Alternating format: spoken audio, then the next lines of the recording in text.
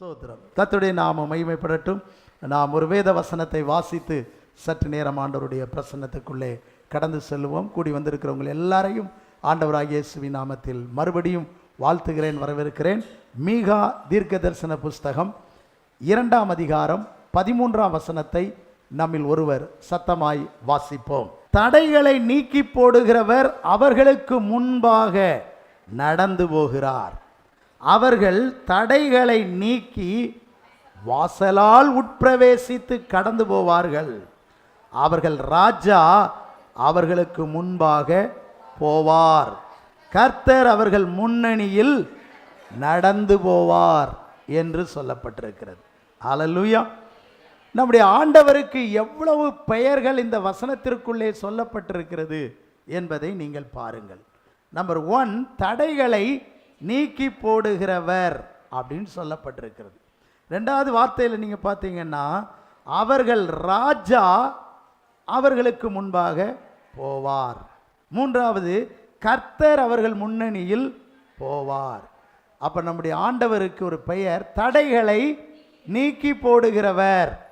2வது, அவர் ராஜாவாக இருக்கிறார், நமக்கு முன்னே போகிறார். அவர் கர்த்தராக நமக்கு முன்னே போகின்றார். அல்லேலூயா. சோதரன் நம்மை ஒரு வாசல் வழியாக நடத்தி கொண்டு போவார் என்று சொல்லப்பட்டிருக்கிறது. அப்படியானால் ஏதோ ஒரு வாசல் அடைக்கப்பட்டிருக்கிறது, ஒரு வாசலுக்குள்ளே பிரவேசிக்க முடியாதபடிக்கு அது நமக்கு தடையாய் இருக்கிறது.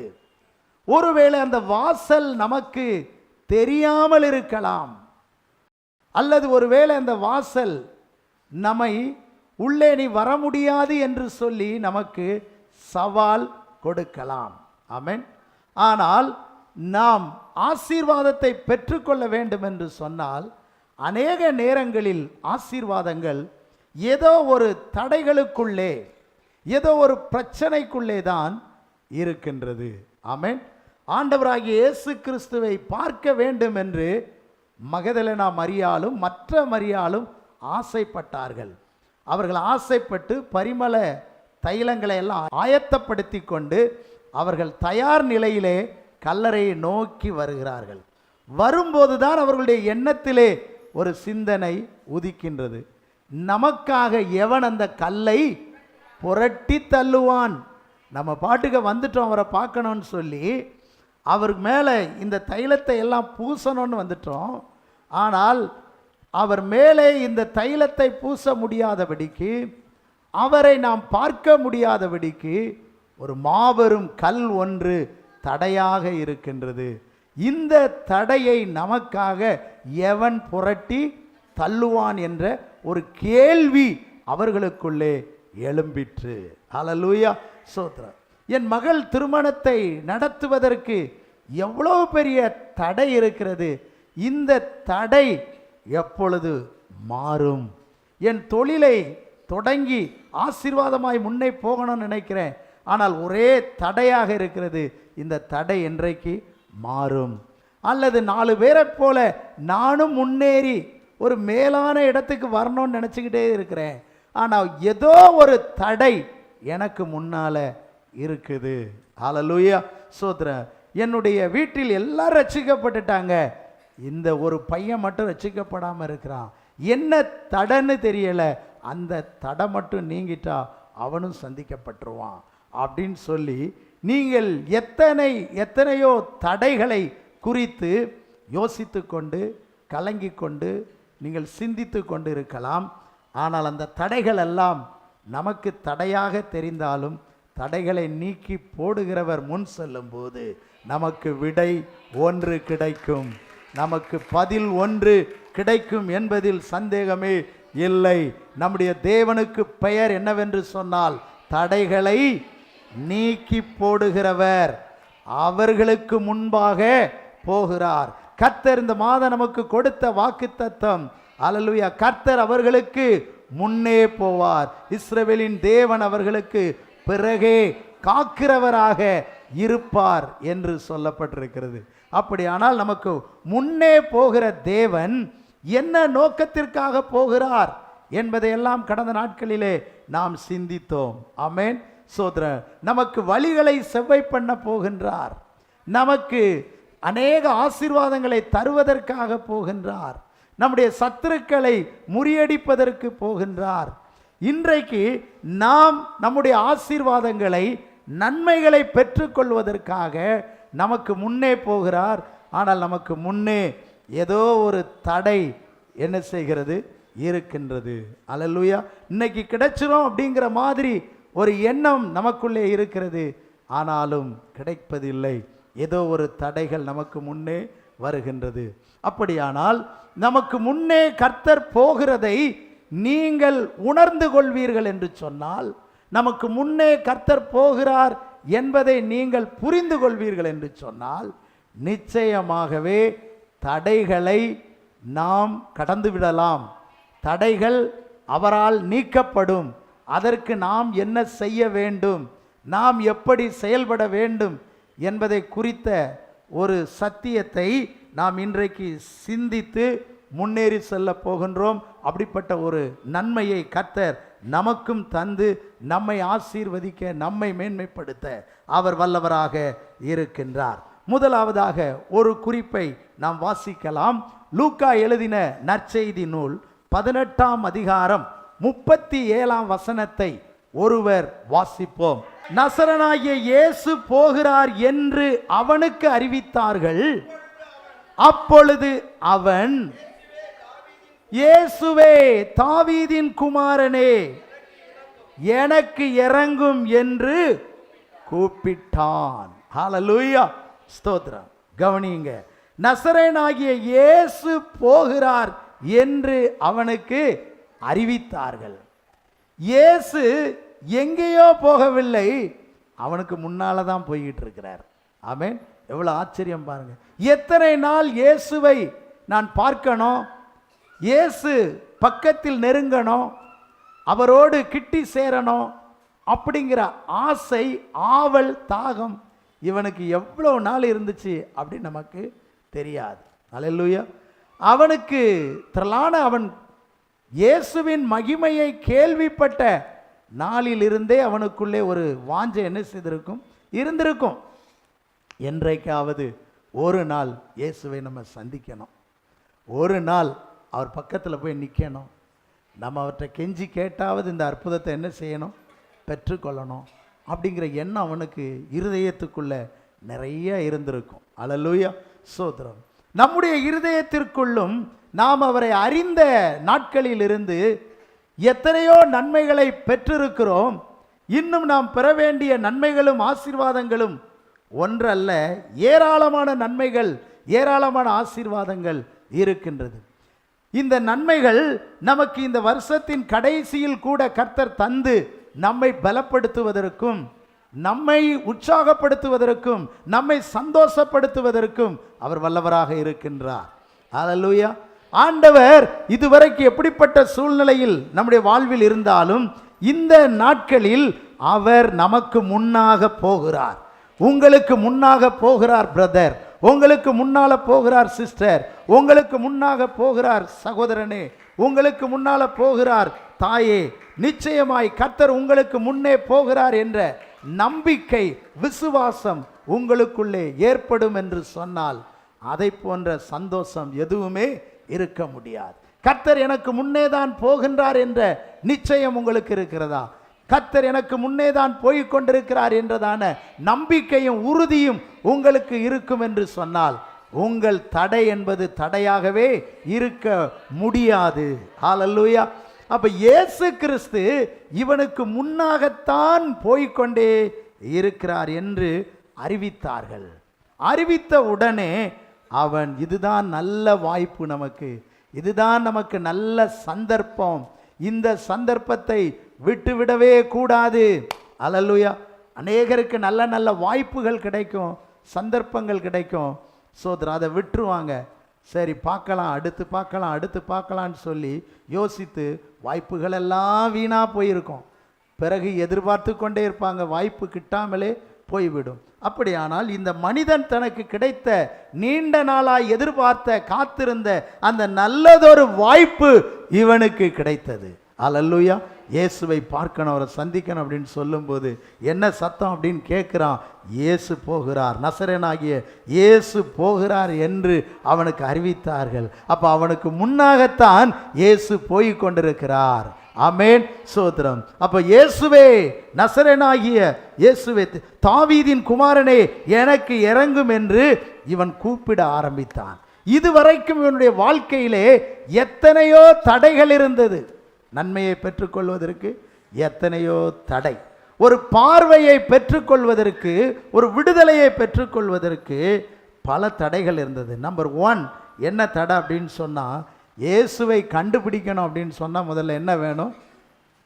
ஒரு பார்வை வேணும், ஒரு விஷன், ஒரு தரிசனம் வேணும், பார்க்கணும், பார்க்க வேண்டும். அப்படியானால் பார்வை இல்லாத ஒரு குருட்டு தன்மை, அதுவே அவனுக்கு ஒரு தடையாக இருந்துச்சு. எத்தனையோ பேர் இயேசு அங்கே இருக்கிறான்னு சொல்லி ஓடி போய் கேள்விப்பட்டுறாங்க, பார்த்துடுறாங்க. சகை கூட மரத்தில் ஏறியாவது என்ன செஞ்சிடணும்? பார்த்துடணும். இயேசுவின் சீசர்களை பிடித்து கொண்டு கிரேக்க தேசத்திலிருந்து வந்த அநேகர், ஐயா நாங்கள் இயேசுவை காண விரும்புகிறோம்னு சொல்லிவிட்டாங்க. ஆமென். அப்போ இயேசுவை பார்ப்பதற்கு கடல் கடந்து, நாடு கடந்து, பல இடங்களில் இருந்தெல்லாம் வந்து விடுகிறார்கள். ஆனால் இவன் அந்த தேசத்திலே, அந்த எரிகோவிலே இருந்து கொண்டு அவனால் எருசலேமுக்கு போக முடியவில்லை. சோத்திரம். அவரை பார்க்கணும் அப்படிங்கிறது அவனுக்கு அந்த குருட்டு தன்மையே ஒரு மிகப்பெரிய தடையாக இருக்கின்றது. அல்லேலூயா. பிரியமானவர்களே, இன்றைக்கு நம்முடைய வாழ்க்கையில் எது தடையாக இருக்கின்றது? பிரகாசம் உள்ள ஒரு மனக்கண் இல்லை என்று சொன்னால் நாமும் பல ஆசீர்வாதங்களை பார்க்க முடியாதபடி, அனுபவிக்க முடியாதபடி அது நமக்கு எப்படி இருக்கின்றது? தடையாகத்தான் இருக்கும். கண்ணிருந்தும் குருடராய் அப்படின்னு சொல்லப்பட்டிருக்கு. கண் இருந்தும் குருடராய்னா அந்த மனக்கண், அந்த பிரகாசமுள்ள கண், ஆண்டவர் நமக்குன்னு வச்சிருக்கிற ஆசீர்வாதம் எங்கே இருக்குது அப்படின்னு சொல்லி அதை கண்டுபிடிக்க முடியாத அளவுக்கு இருக்கின்ற ஒரு அனுபவமே அந்த குருட்டு தன்மையே ஒரு தடையாக இருக்கின்றது. இந்த குருட்டு தன்மையை கர்த்தர் மாற்றுவதற்கு இன்றைக்கு போதுமானவராய் இருக்கிறார். வல்லமை உள்ள தேவனாக இருக்கிறதை நாம் பார்க்கின்றோம். இந்த குருட்டு தன்மை கூட ஒரு தடை என்று நாம் சொல்ல முடியாது. நாம் அப்போஸ்தலர் நடபடிகளில் 16-17 அதிகாரத்தில் நம்ம வாசிக்கிறோம். கர்த்தராகிய அவர்கள் தம்மை தடவியாயிலும் கண்டுபிடிக்கத்தக்கதாக நம்மில் ஒருவருக்கும் அவர் யார் கிடையாது, தூரமானவர் அல்ல. அல்லேலூயா. அப்ப தேவனை எப்படியாகிலும் கண்டுபிடிக்கணும், எப்படியாகிலும் அவரை வர வேண்டும். அநேகர் தடை இருக்கிறது, தடை இருக்கிறது என்று சொல்லி செயல்படாமலே இருப்பார்கள். தடை இருக்கிறது, தடை இருக்கிறது செயல்படாமல் இருந்தால் அந்த தடை இன்னும் கொஞ்சம் பெரிய தடையாகும். இன்னும் கொஞ்சம் பெரிய தடையாக என்ன செய்யும்? மாறிக்கிட்டே இருக்கும். அப்போ தடைகளை நாம் என்ன செய்ய வேண்டும்? உடைத்து கொண்டே இருக்க வேண்டும். துதிக்க துதிக்க, ஜெபிக்க ஜெபிக்க, ஆண்டவருடைய வார்த்தைகளை வாசித்து வாசித்து தியானிக்க தியானிக்க தடைகளை எல்லாம் தேவன் உடைக்க வல்லமை உள்ளவராக இருக்கின்றார். அல்லேலூயா. அப்போ தடைகள் மாற்ற வேண்டிய பொறுப்பு நம்மிடத்திலும் இருக்கின்றது. ஆமென். அப்போ இவனுக்கு முதல்ல அந்த குருட்டு தன்மையே ஒரு தடையாக இருந்தது. நம்ம ஆண்டவரை பார்க்க முடியலையே, அவர் பக்கம் நெருங்க முடியலையே அப்படிங்கிறது தடையாக இருந்துச்சு. ஆனால் இப்போ பக்கத்தில் தான் போகிறாரு, எனக்கு முன்னாகத்தான் போகிறார் என்ற நம்பிக்கை வந்த உடனே, இயேசுவே தாவீதின் குமாரனே எனக்கு இறங்கும் என்று அவன் கூப்பிட்டான். கூப்பிட்ட பொழுது இப்பொழுது அவனுக்கு வந்தது பாருங்க ஒரு பெரிய தடை. என்ன தடை வந்துச்சது? 38ஆம் வசனம் 18-38. முன் நடப்பவர்கள் அவன் பேசாமல் இருக்கும்படி அவனை அதட்டினார்கள். அவனோ தாவீதின் குமாரனே எனக்கு இறங்கும் மிகவும் அதிகமாய் சத்தமிட்டான். அல்லேலூயா. முன்னே நடக்கின்றவர்கள். இப்பொழுது இரண்டாவது தடை என்ன அவனுக்கு? மனிதர்கள் மாபெரும் தடை. ஆமென்.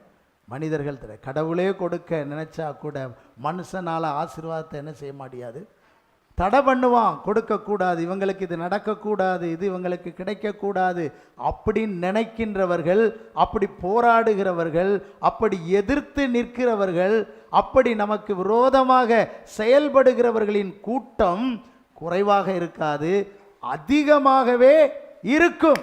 அல்லேலூயா. ஆனால் ஒரு ஆசீர்வாதத்தை பெற்றுக்கொள்ளணும், ஒரு நன்மையை பெற்றுக்கொள்ளணும், இவனுடைய வாஞ்சையெல்லாம் எப்படியாகிலும் பார்வையை பெற்றுக்கொள்ளணும். அல்லேலூயா. இன்றைக்கு உங்கள் வாஞ்சையெல்லாம் நான் ஒரு அபிஷேகத்தை பெற்றுக்கொள்ளணும் அப்படின்னு இருக்கலாம், அல்லது வல்லமையை பெற்றுக்கொள்ளணும், அல்லது என் பிள்ளையுடைய காரியத்தை நடத்த வேண்டும், என் தொழிலில் இருக்கிற இந்த முன்னேற்றம் தடை நீங்கி முன்னேற்றம் வரணும், அல்லது என் சரீரத்தில் இருக்கிற வியாதி நீங்கி நான் விடுதலை பெற வேண்டும் என்று எதை குறித்து நீங்கள் முக்கியமாய் நினைத்து கொண்டிருக்கிறீர்களோ, அல்லது உங்கள் குடும்பம் கட்டப்படணும் வளரணும் அப்படின்னு சொல்லி நீங்கள் நினைத்து கொண்டிருந்தால் அதற்கு விரோதமாகத்தான் அதிகமான தடைகள் எப்பொழுதுமே என்ன செய்யும், வரும். அல்லேலூயா. சோதரம். அந்த தடைகளை நாம் பொருட்படுத்தக்கூடாது. பாருங்கள், ஒரு தங்க சுரங்கத்தில் வேலை செய்கிற ஒரு ஆளை பார்த்தேன். அந்த தங்க சுரங்கத்தில் நீங்கள் எப்படி அந்த தங்கத்தை எடுக்கிறீங்க, எளிதாக எடுத்துருவீங்களா அப்படின்னு சொல்லி கேட்டால் அவர் சொல்கிறாரு, ஒரு அவுன்ஸு தங்கத்தை கண்டுபிடித்து எடுப்பதற்கு எத்தனையோ டன் மண்ணை வெட்டி வெட்டி என்ன செய்யணுமா, அள்ளி வெளியே போடணும். பாருங்கள், இது கொஞ்சம் தங்கத்தை எடுப்பதற்கு டன் கணக்கில் மண்ணை வெளியே என்ன செய்ய வேண்டியிருக்குது. அப்போ இவ்வளவு பிரயாசம் இருக்குது அப்படின்னு சொல்லி அவங்க நினைக்கிறது இல்லை. அவங்க நோக்கம் எல்லாம், அவங்க ஃபோக்கஸ் எல்லாம், அவங்க குறிக்கோள் எல்லாம் இந்த மண் அல்ல, இந்த தடை அல்ல, எனக்கு எப்படியாவது அந்த தங்கத்தை எடுத்துடணும், அதை நம்ம சேகரித்து கொண்டு வந்துடணும். அதனால் இதையெல்லாம் வெட்டி அள்ளி தூர போட்டுக்கிட்டே இருக்கிறாங்க. அப்போது நாம் ஒரு ஆசீர்வாதத்தை பெற்றுக்கொள்வதற்கு, ஒரு நன்மையை அடைந்து கொள்வதற்கு ரொம்ப எளிதாய் அடைந்து கொள்ள முடியாது. பல தடைகள் இருக்கலாம், பல போராட்டங்கள் இருக்கலாம், மனிதர்கள் உங்களுக்கு விரோதமாக கூட உனக்கு எங்கே இது கிடைக்க போகுது அப்படின்னு சொல்லி அவிசுவாசம் சொல்லி இனி உன் காரியம் நடக்காது, இனி உன் குடும்பம் இணையாது, இனி உன் வியாபாரம் துளிர்க்காது, இனி உன் பிள்ளைகளுக்கு எங்கே நல்வாழ்வு வரப்போகுது அப்படிலாம் யாராவது சொல்லி கொண்டிருந்தா அப்படி தான் போல அப்படின்னு நீங்கள் சொல்லாதீங்க. அல்லேலூயா. அப்படின்னு சொல்லாதீங்க. இல்லை, கர்த்தரின் காரியத்தை நடத்துவார், கர்த்தரின் குடும்பத்தை கட்டுவார், கர்த்தரின் தொழிலிலே விருத்தியை தருவார், என் பிள்ளை இந்த மந்த நிலையிலிருந்து ஞானத்தை பெற்று ஒரு உன்னத நிலைக்கு வரும் என்று சொல்லி நீங்கள் வெற்றியின் வார்த்தையை பேசும்போது, ஜெயத்தின் வார்த்தையை பேசும்போது அந்த தடைகள் எல்லாம் நீங்க கூடியதாக இருக்கின்றது. இந்த மனிதனை முன்னடக்கின்ற அத்தனை பேரும் நீ பேசாமல் இரு, அமைதியாயிரு என்று சொல்லி மனிதர்கள் அவன் ஒரு ஆசீர்வாதத்தை பெற்றுக்கொள்ள முடியாதபடிக்கு தடை பண்ணி கொண்டே இருந்தார்கள். அல்லேலூயா. அப்போ இன்றைக்கு உங்கள் வாழ்க்கையில் முன்ன போக முடியாதபடிக்கு தடைகள் இருக்கலாம். ஆனால் ஒன்று நிச்சயம், மனிதர்கள் தடையாக இருக்கலாம், ஆனால் உங்களுக்கு முன்னால் கர்த்தர் போகிறார், உங்களுக்கு முன்னால் கர்த்தர் போகிறார். உங்கள் குடும்பத்துக்கு முன்னாலே கர்த்தர், ஊழியத்திற்கு முன்னாலே, சபைக்கு முன்னாலே, நம்முடைய பிள்ளைகளுக்கு முன்னாலே கர்த்தர் செல்லக்கூடியவராயிருக்கிறார். ஆமென். சோதரன். அப்போது அவருடைய குருட்டு தன்மையே முதல் தடையாக இருந்துச்சு. ஒரு பிரகாசம் இல்லை, நமக்கு பிரகாசம் இல்லாததே ஒரு தடையாக இருக்கலாம். ஆமென். அந்த தடையை மாற்றணும். ரெண்டாவது, மக்களே தடையாக இருந்தாங்க.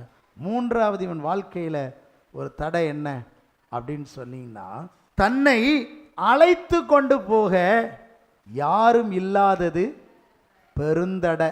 ஆமென். இவனுக்கு உதவி செய்வதற்கு அங்கே யாருமே இல்லை. இன்றைக்கி நிறைய பேருக்கு பார்த்தீங்கன்னு சொன்னால் உதவி செய்ய சிலருக்கெல்லாம் நிறைய ஆட்கள் இருக்காங்க. ஆனால் சிலருக்கு ஒரு ஆசீர்வாதத்தை பெற்றுக்கொள்ள, நன்மையை பெற்றுக்கொள்ள யாராவது ஒருவர் எனக்கு உதவியாக இருப்பாங்களா? பாருங்கள், இவனை இயேசுவினிடத்திலே அழைத்து கொண்டு போய் விடுவதற்கு குடும்பத்தில் கூட உதவி செய்ய யாரும் இல்லை. இவனுடைய நண்பர்கள் என்று சொல்லுவதற்கும் யாரும் இல்லை. இவன் மேல் கரிசனை கொண்டு இறக்கப்படுவதற்கும் அன்றைய சூழலில் யாருமே இல்லை. யாருமே இல்லாத ஒரு நிலையில் இருக்கின்ற சூழ்நிலை அது ஒரு பெரும் தடை. நினைப்பாங்க சிலர்லாம், அவங்கள தூக்கி விட்ட மாதிரி என்னெல்லாம் கொஞ்சம் தூக்கி விட்டா நான் எங்கேயோ போயிருப்பேன். அவங்களுக்கு கிடைச்ச மாதிரி உதவி, அவங்களுக்கு கிடைச்சிருந்த மாதிரி மாமனார், அவங்களுக்கு கிடைச்ச மாதிரி அந்த பணக்காரர், அவங்களுக்கு கிடைச்ச மாதிரி அந்த நபர் எனக்கெல்லாம் கிடைச்சா நான் அவங்கள விட எங்கேயோ போயிருப்பேன் அப்படிலாம் நம்ம நினைப்போம். ஆமென். அப்போ நமக்கு உதவி செய்வதற்கு ஆள் இல்லாததே, நமக்கு ஆதரவாய் இருப்பதற்கு, அனுகூலமாய் இருப்பதற்கு ஆள் இல்லாததே மாபெரும் தடையாக இருக்கலாம். இன்னைக்கு பிள்ளைகள் கூட உதவி செய்வாங்கன்னு நினச்சேன், அவங்களும் எனக்கு உதவி செய்யலை அப்படின்னு நீங்கள் நினைக்கலாம். நம்ம குடும்பத்தில் உள்ளவங்க உதவி செய்வாங்கன்னு நினச்சேன், அவங்களும் உதவி செய்யாமல் இருக்கிறாங்களே அப்படின்னு நினைக்கலாம். ஆனால் ஒன்று நிச்சயம், இப்படிப்பட்ட மனிதர்களுடைய உதவி இல்லாதது ஒரு மாபெரும் தடை. மனிதர்கள் எல்லாரும் பேசாமல் இரு என்று சொல்லி அவனை அதட்டியது அது அதை விட பெரிய தடை. இன்னொன்று, பார்வையே இல்லாமல் இருப்பது, ஒரு குருட்டுத்தன்மை, அது மாபெரும் தடை. இப்படி எல்லாமே தடையாக தான் இருக்குது. ஆனால் ஒரு பார்வையை அடையணும், ஆனால் ஒரு வெற்றியை அடையணும், ஆனால் ஒரு நன்மையை அடையணும், ஏதோ ஒரு ஆசீர்வாதத்தை பெற்றுக்கொள்ளணும். எப்படி நாம் இப்படியே இருந்தால் எப்படி ஒரு முன்னேற்றத்தை எப்பொழுது அடைவது என்று சொல்லி நீங்கள் ஏங்கிக் கொண்டிருக்கலாம். இந்த மனிதனும் அப்படித்தான் நினைத்து கொண்டிருக்கிறான். இப்பொழுது இந்த 3 தடைகளையும் அல்லேலூயா நீக்கி போடுகிறவர் அவனுக்கு முன்னே போகிறார். அல்லேலூயா. இன்றைக்கு உங்கள் வாழ்க்கையிலே 3 தடைகளோ 4 தடைகளோ அல்லது சொல்ல முடியாத எதை எடுத்தாலும் தடை தடை என்று சொல்லி இருந்தாலும் கூட உங்களுக்கு முன்னே ஒருவர் நடந்து போகிறார். அவர் யார் என்றால் தடைகளை நீக்கி போடுகிறவர். அல்லேலூயா. அவர் தடைகளை நீக்கி ஒரு வாசலால் உட்பிரவேசித்து கடந்து போவார். ஒரு வாசலால் உட்பிரவேசித்து கடந்து போவார். ராஜா அவர்களுக்கு முன்பாக போவார். கர்த்தர் அவர்கள் முன்னணியில் நடந்து போவார். ஆமென். சோத்ரம். பார்த்தீங்கன்னு சொன்னா இந்த மனிதனுக்கு முன்னே கர்த்தர் போகிறார். இப்பொழுது முன்னே போகிற தேவனை விடக்கூடாது என்று சொல்லி அவன் சத்தமிட்டு கூப்பிடுகிறான். நடந்தது என்ன? 18ஆம் அதிகாரம் 39ஆம் வசனத்தை வாசிங்க. இயேசு நின்று அவனை தம்மிடத்தில் கொண்டு வரும்படி சொன்னார். போதும், இயேசுவே நின்றுட்டார். அல்லேலூயா. பாருங்க, அவனுக்கு முன்னால தான் இயேசு போயிட்டே இருக்கிறாரு. இப்படி ஒருத்தர் இருக்கிறானே அப்படின்னு அவர் என்ன செய்யலை, பார்க்கல, அவனை விசாரிக்கலை. அவர் எரிகோவிலிருந்து அவர் அங்கே எருசலேமுக்கு என்ன செய்கிறார்? அவர் பயணம் பண்ணி கொண்டிருக்கிறார். அன்றைக்கு அந்த எரிகோவுக்கு வந்திருக்கிறார். அவர் அடுத்து அப்படி போய்கொண்டே இருக்கிறார். ஆனால் இவனுக்கு முன்னால எத்தனையோ சத்தங்கள் பல நாட்களில் என்ன செஞ்சது? கேட்டது உண்டு. சில நேரங்களில் பார்த்தீங்கன்னா இன்றைக்கி ஒரு வேறு சத்தம், இதுக்கு முன்னால் கேட்டங்கள் பார்த்தீங்கன்னா சில நேரங்களில் கழுதை போயிருக்கும். அந்த கழுதைகிட்ட கூட அவன் என்ன செஞ்சுருப்பான்? பிச்சை கேட்டிருப்பான். ஐயா தர்மம் போடுங்கள். ஏன்னா அது பூட்ஸ்லாம் போட்டு போகிற மாதிரி டப் டப்புன்னு சத்தம் கேட்டிருக்கோம். அது சத்தம் கேட்டாமல் போயிருக்கும். சில நேரங்களில் மாடு போயிருக்கும். அந்த மாடு தர்மம் போடுமான்னு மாட்டுகிட்ட கேட்டிருப்பான். ஆனால் இன்றைக்கி பார்த்தீங்கன்னா ஒரு பெரும் திரள் கூட்டமான மக்களின் சத்தம். அல்லேலூயா. இதுவரைக்கும் கேட்டுறாத ஒரு சத்தம் ஒன்று என் காதில் தொனிக்கிறது. இது என்ன சத்தம், இது என்ன சத்தம் என்று விசாரிப்பதில் ரொம்ப கவனமாக இருந்தான். அல்லேலூயா. என்ன சத்தம், என்ன போது சொல்லுங்க அப்படின்னு சொல்லி யாரோ ஒருத்தர் புண்ணியவாளன் இயேசு போகிறாருன்னு சொல்லியிருக்கிறான். அல்லேலூயா. அதை கூட அந்த சத்தத்தை பற்றி உனக்கு என்ன, பெசாண்டுருன்னு அது சொல்லாதபடிக்கு இயேசு போகிறாருங்கிற ஒரு வார்த்தையை கேள்விப்பட்ட உடனே இவன் கூப்பிட்டான், இயேசுவே தாவீதின் குமாரனே எனக்கு இறங்கும். அல்லேலூயா. கர்த்தர் உங்களை ஆசீர்வதிக்கிற ஒரு நேரம் உங்களுக்கு தென்படும் போது, அல்லேலூயா, உங்களை உயர்த்துகிற ஒரு அனுகூலமான மேகம் உங்களுக்கு தெரிகிறது என்று சொன்னால் நீங்கள் மௌனமாக இருக்காதீங்க. இதுதான் சரியான ரட்சிப்பின் நேரம், அனுக்கிரக காலம். இப்பொழுது நாம் கூப்பிடும்போது இந்த காலத்தில் நீ மௌனமாக இருந்தால் ரட்சிப்பு யூதருக்கு வேறு வழியிலே வரும் என்று சொன்னது போல நமக்கு உதவி வரக்கூடிய, நமக்கு ஒத்தாசை வரக்கூடிய காலங்களில் அமைதியாக இருக்கக்கூடாது. ஜெபத்தை இன்னும் கொஞ்சம் அதிகமாக நாம் செய்ய வேண்டும். அல்லேலூயா.